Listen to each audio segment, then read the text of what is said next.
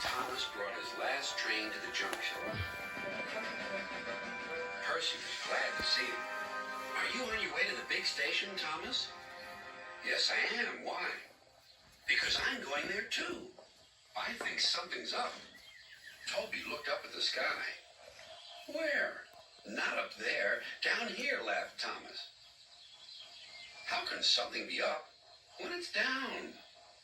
Thomas was too excited to explain. Bust my buffers. Look over there. Mavis, Oko, Bill, Ben, Donald, Oliver, and Douglas paraded past. Good evening, you three, whistled Donald. Aren't we all a fine sight? Very splendid indeed, admired Toby. Sorry we can't stop. Sir Topham Hatt wants us all together at the station. What is this about? Asked Thomas. Sir Topham Hatt has a plan, answered Toby. So they followed the other engines to the big station at the end of the line.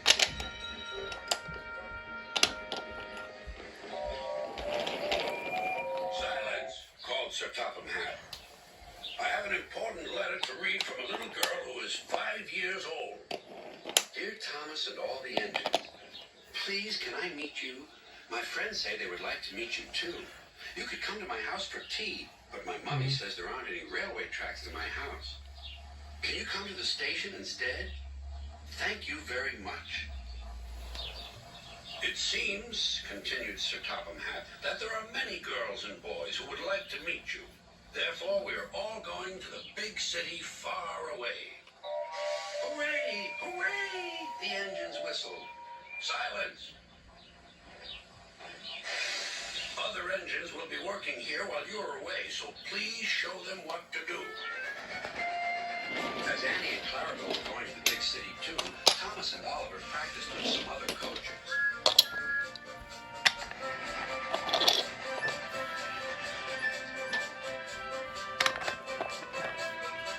Thomas grew more and more excited. Too excited for his own good. I'm glad I'm a splendid engine, he thought. Sir Topham Hatt thinks I'm really useful. I had a race with Bertie once. I whooshed through the tunnel and stopped an inch from the buffers. Then Thomas made his mistake. Just like this, he boasted.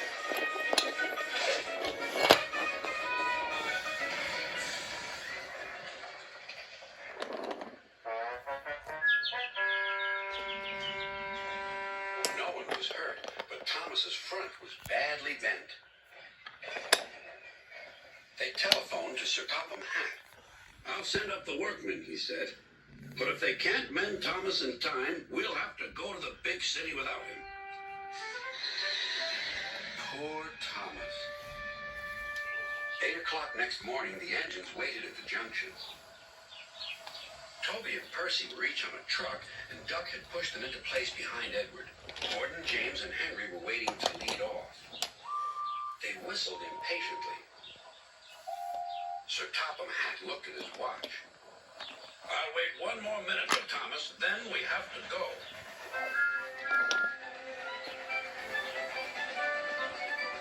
Oh, thank goodness you're still here, panted Thomas. I hope we're not late, as it's just after 8. The conductor blew his whistle and waved his flag. The engines cheered. Look out, big city, here we come. And the cavalcade puffed away.